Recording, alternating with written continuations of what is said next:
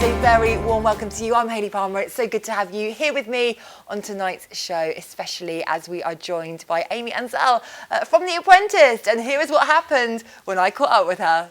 Amy, it's great to have you here. Looking fabulous. How are you? Thank you. I'm great. Thanks for having me. You look fabulous. Oh, I love you for that. I've had a bit of a late night. I'm not going to lie. The viewers know what I'm like, Amy, honestly. But, you know, I love a chat. And I've seen you at a couple of musical theatre productions. And I'm like, Amy, come on the show. We want to chat to you. Yeah, and I was happy to do it. It's so exciting to be here. And we both live locally, but we didn't know this. We must have crossed paths quite a few times. You're literally my neighbour. Neighbours. There we go. Good to know. But Amy, what have you been up to your end? Well, you know, I was fired from The Apprentice, but that's okay. Everything happens for a reason. Yep. Onwards and upwards. So yeah, I've just been scaling up and expanding my business without Lord Sugar, Hollywood Browser Beauty, and we've been doing really well. We're going into lots of new countries and getting great distribution, and we're in a ton of UK retailers as well. Love that. And I want to talk about Hollywood Browser because I'm fascinated, because I've got quite sensitive skin, Amy. Is it all right for me to use? It's for everybody. Right. I have sensitive skin as well, but it's just basically a gentle form of exfoliation that removes the top layer of dead, dull skin, peach fuzz, built up debris, and once that happens, your makeup will look even more flawless. Your skincare products just penetrate so much better, and your skin will look young, glowy, and radiant. Amy, I need you in my life. This is brilliant. Well, I am in your life now. Yeah, amazing. We're going to go into your first song choices because I looked at your song list and I was like, yes, Amy can stay. They are brilliant songs. The first song choice, Bohemian Rhapsody, Queen. I mean, absolute iconic song. Why this one? Classic. You know, I could hear that thousands of times and never get bored of it. Yes. The writing of the song is absolutely incredible. There's a musical theater element to it that I really love, and the lyrics are great. And I remember when I saw the movie, obviously about Queen, which came out a few years ago, I remember them talking about how the song came about. And it was like, I remember it wasn't a very acceptable format. They were not going to actually release it on the radio because it was so unique.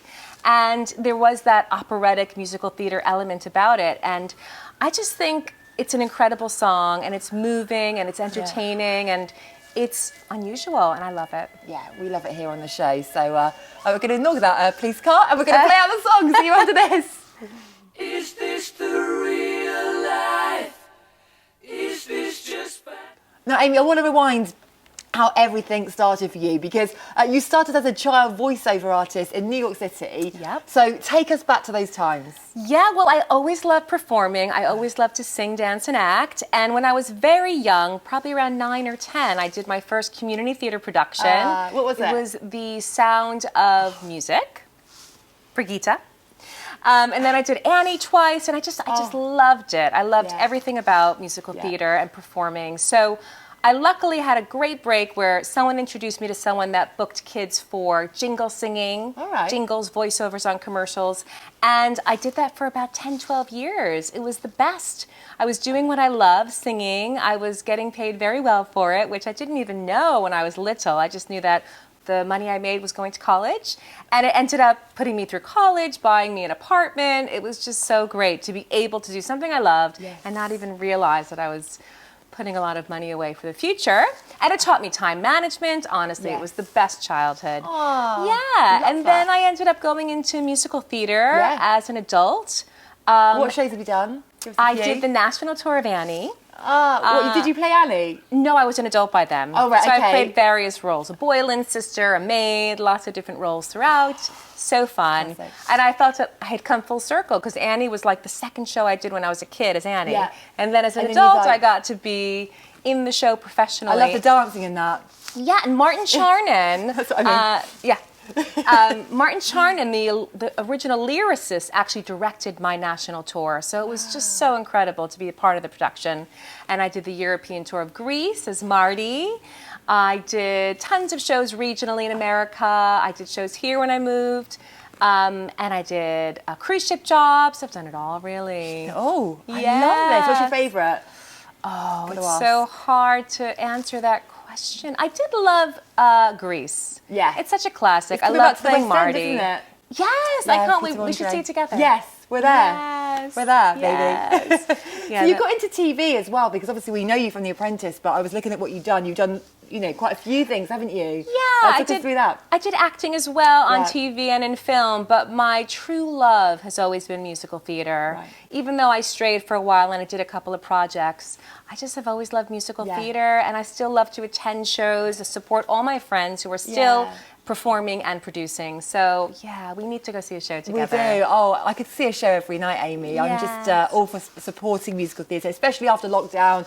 After what they've been through, it's really important to fill that theatre. Yeah. And it feels like it's getting that buzz back again, doesn't it? Yeah, but every so often you do hear about a COVID breakout, so they have to shut the show for a few weeks, and it's just so sad to see. Yeah. We're not past it yet, in my opinion. We're getting there. We're getting there. Making progress. Absolutely. And also, you produced Happy Days. Yes. With Cheryl Baker, friend of the show. Yes. I was in that. So talk us through that. Yeah, well, when I moved to the UK back in 2009, I realized that 1950s Americana was everywhere.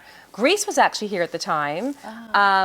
Jersey Boys, Hairspray, and I thought, oh my God, Happy Days the musical belongs here. I had done the workshops in LA years before with Gary Marshall, so I contacted the family and I asked if I could option the rights to produce the show here. I had done some TV production, but not theater production, and I thought, can't be that hard. I'll figure it out as I go along. Love it. And yeah, so it started as an idea to do maybe off West End. And then as I met with people, it grew and grew into this big national tour. We did a 24-week tour all across the country. It was the best. Cheryl was fantastic. We also had Heidi Range and Ben Freeman. And yeah, we did really well. And there was a Channel 4 4-part documentary series called The Sound of Musicals that it followed my journey, and I was so happy to be able to have this like televised diary of the moment I decided, okay, I'm going to make this happen, to getting it on stage. It was fantastic. Wow, what an adventure. I love that. Well, we're going to go into a musical theatre song because it's only right. We play all that jazz even from Chicago. Great musical. Yeah. Love a bit of jazz hands. So here it is.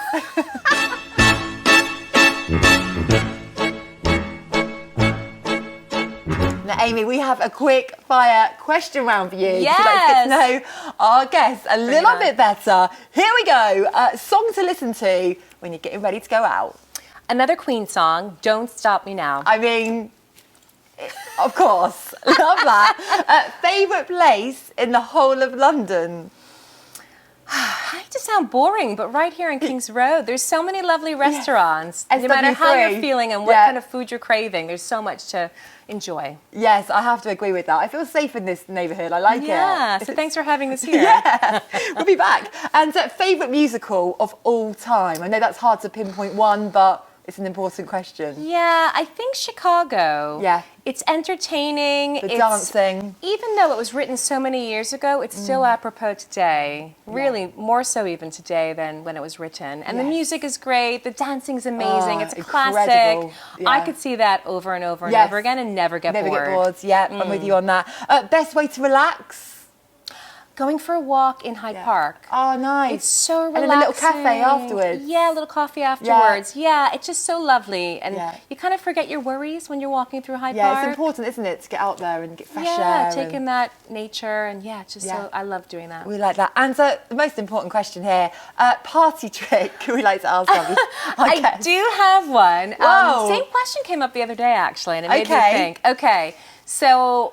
you know when you take a stack of quarters and you make it coins, any coin, right, like a 50p, and you stack them on your elbow and then you catch the whole stack. Yeah. That's my trick. Because you start off with 2 and then you end up over about half hour. You could just say, oh, look, I could do more and more and more. And then the stack ends up like this and then boop. Amy, this is amazing. You never heard that trick? I've never. Maybe it's an American thing. Wow, there we go. You did not know that about Amy. We love that. We're going to go into the next song. Brittany, now you're talking. Yeah. Hit me, baby, one more time. I mean, what can we even say about this? You know, I saw the musical And Juliet. Oh, yes. Did you see that? Yes, yeah. So many songs by, who's the composer? Max? Yes. Max. I can't remember his surname. Yeah. He wrote a lot of the Britney songs, Yeah. which made me appreciate them even more now. But obviously, when she came out, that was a big deal, Britney. She was an incredible performer, which I appreciated, Yeah. of course. Yeah. She had a musical theater background. And I think she was even one of those Mickey Mouse Club kids, Yes. along with Justin was. Timberlake and Yes. Christina Aguilera. So that crew was just amazing for me because they went from being these young, innocent, sort of musical theater style kids to being these rock stars. Love it. Right? Well, yes. Amazing. Well, we are going to play it out right now. Everyone off your sofas, get up, sing, dance, and we'll see you on the other side.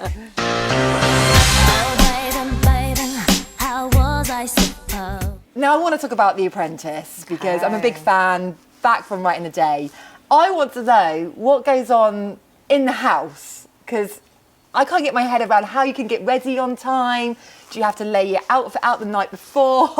It's stressing me out. I need to know, Amy. It is stressful, but you do learn to get up at 4 o'clock in the morning. I mean, they do get you Really? up, but you're never really in a deep sleep. You know when you have You know, a very yeah. early morning flight Yeah. and you're like, oh, I have to get up at 3:30, and you just do because you're not really in a deep sleep. Same thing with The Apprentice. You knew there'd be a knock on that door at 4 o'clock. Yeah. And so 20 minutes to get ready, maybe 30 at the most, and you learn to get ready in 20, 30 minutes. You do. You lay out your clothes, Be tough. your makeup, everything to do with your hair. You take a shower the night before, Oh. and you just get it done so that you're downstairs ready You've got to it go. down to a T. Exactly. Right, okay. I think I need to practice that in my daily ritual, I think, Amy. It's all going wrong for me. But anyway, and also the other bit that I can't get my head around is that when you're in the boardroom and you've had all these arguments and then you're going home and you're all like kicking together and everything's all right. I don't know if that would sit well with me, but you just have to get on with it and have the right attitude, I suppose, don't you? Yeah, you know, you do fight in the boardroom, but you have to leave it there because Right. the truth is the person that you just had it out with might be on your team as sub-team leader or Yes, someone you that have you to really think need to long-term rely game. on. Yeah. That's right. And ultimately, it is a game, right? So you're playing a game. You Yeah. win, you lose, you move on to the next task. So, you know, you do just have to move on and leave that behind. Right, okay. I'm just trying to get my head around that one. And the overall experience of The Apprentice, how would you sum it up, Amy, if you could? It was an amazing life experience. I had watched it for a good 10 years. Oh, had you? So I was just so excited when I finally got the opportunity to be on it, and I had auditioned for it for 4 years. No. Yeah, 4 I years. was desperate to give it a That's go. interesting to know, yeah. Yeah, so I kept on making the final round, was in the mix, and then I was just told, oh, it's not your year, or just not the right mix. Did You're you have not- a feeling that you'd always do it, though? Well, I don't take no for an answer. Nor do I. Exactly. So when I hear no, I hear next opportunity. Yeah. So I Oh, just I kept love on that. thinking, okay, next year will be my year. I never stopped. Wow. Because I thought it was meant to be. I just had this feeling I needed to do it. So I'm so glad I had the chance to do it. I'm sorry that my journey wasn't longer than 6 weeks, but you know what I realized when I did it? It's a bit like dating and finding your business partner in that Lord Sugar, I don't think liked me. Honestly, like I felt like I was showcasing, I was showing him all my business acumen, and he just didn't appreciate it. He didn't recognize the contributions I was making. So I just thought, okay, if he's going to fire me, he's going to fire me. And he did. And I felt like the reason he gave was kind of BS because I had never seen it before in all the years I watched that, oh, you have to be PM, project manager, Yeah. by week 6. And I thought, wait a minute. Every year I've watched it, someone's been PM for the first time week 7, even week 8 at the latest. So that aspect of my firing was very disappointing because I didn't feel it was justified. I was contributing every week. I put myself up as PM week 2. I was sub-team leader 4 out of 6 tasks. I was not hiding. I was not dodging or shirking, like he said. So that element was a disappointment. But other than that, it was a It great was a life good experience. Yeah, Yes. definitely. And I love what you were saying about not taking no for an answer. I was teaching some college students the other day and I was saying to them, look, you know, when you get out there, you just got to keep going. And just because you get rejected one day, it doesn't mean you can't come back again. So I think, you know, I hope they're watching. That's such an important lesson. Yeah, and you know, I think I learned that in performing because you're rejected so much. You always hear no. Yeah. How many auditions do you go on? And in dance as well, where just no, you're not right. And they often don't give you And even it's a hard, reason isn't why. it? Like, I just want to eat chocolate and order a Deliveroo Yeah, and, exactly. and cry, but And you I've- have to get back up there again. Exactly, and Yeah. I've done that a lot. I've eaten a lot of chocolate, a lot of Deliveroo, and So have I, Amy. but you get thicker skin, even Yes. though it does still sting a little bit. It still hurts, yeah. You know, what doesn't No. kill you makes you stronger. So Wow. you get right back up and Yes. do what you need to do. Absolutely. Well, we're going to go into your next song. Absolute classic, Gloria. By Laura Branigan. What a throwback. I know. And you know why I put that in? That was my college or my university karaoke song. Classic. Every single time I went out for karaoke. We need to hear Amy doing karaoke to this song. This is amazing. Well, check out the video and we'll see you on the other side.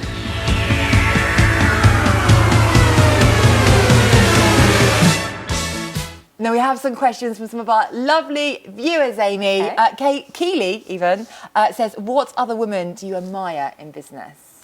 You know what? It's so great there's the internet, right? Because you can look at other women from all over the world and recognize their accomplishments and see a little bit of yourself in them. And, you know, if they are way far ahead of you in business, you can say, okay, well, look where she was and look where she is now. Yeah. So I recognize a lot of American women that have done great things. Obviously, I'm American.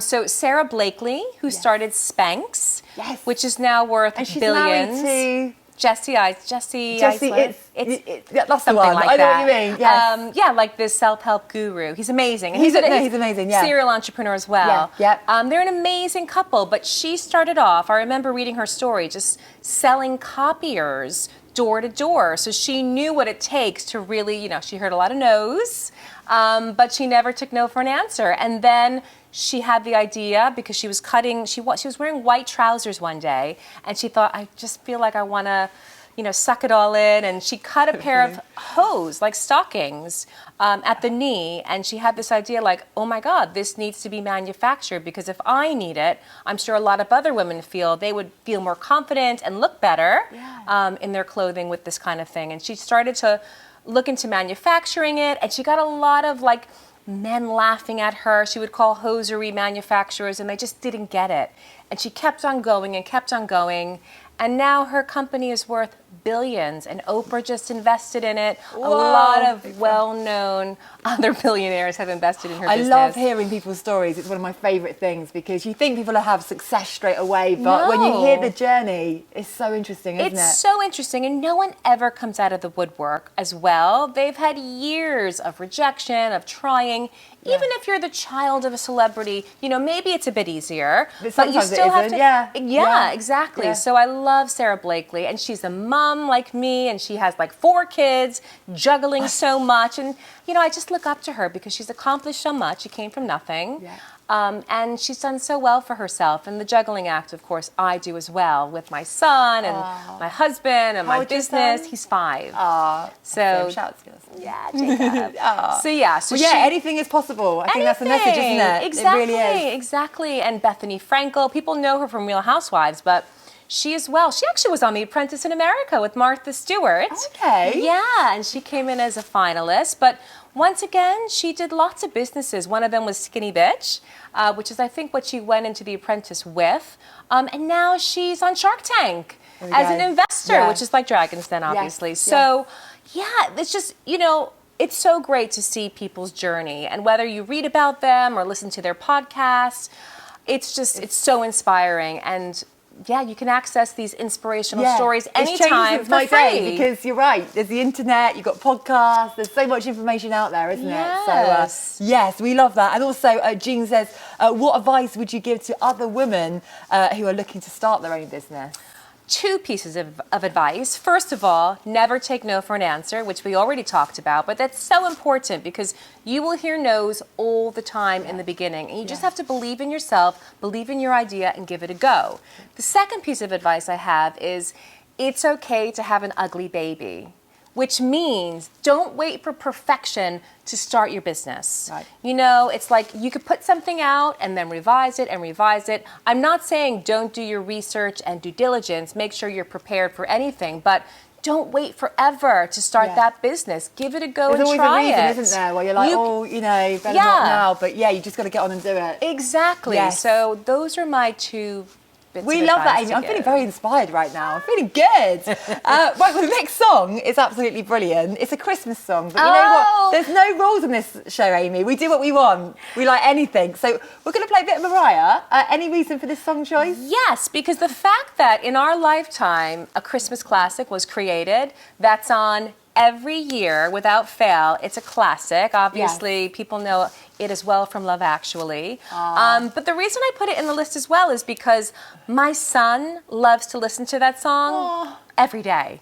So it's not even Christmas and we're listening to it and I'm like, yeah, I really like that song. I like it even when it's not Christmas. So that's why it's in the list. What's your son's name? Jacob. Jacob, this one is for you. For Christmas, there is just one thing I need. Amy, it's gone so quick. I could literally talk to you all day about musical theatre. I know. Putting the world to rights, party tricks, a lot. But we're going to go into your last song choice. Elton John and Blue. Sorry seems to be the hardest word. Classic as well. Elton John, I mean, honestly, I feel like I grew up listening to Elton John. All of his songs are amazing. But the reason I included that song was because I did a program one summer at BADA, the British American Drama Academy, and that song came out when I was here. So I love Blue. I love Elton John. I was introduced to Blue when I lived here for that summer. And ever since, now I know the guys. I know Duncan, I know Anthony. So They've it's come on the show. We love them. Yeah, they're great guys. And they're about to go back out on tour. On tour. We need to go see it together. I'm there, front row. I know every single word and dance move. I have no shame. But Amy, we want to remind everyone at home to check out Hollywood Browser. With a Z. Yes, With a yes. And I will be checking it out as well. I'm really excited for that. But this has been so wonderful. Thank you for thank having so me. much. I really enjoyed the Wonderful, chat. Amy, everyone. Huge thank you, Amy Anzel. What a real treat here on tonight's show. And thank you to you at home for supporting the show. It's so appreciated. Thank you. Now, I will see you same time, same place next week. And we're going to leave you with that last song choice, Blue and Elton John. Sorry seems to be the hardest word. Sorry seems to be the hardest word.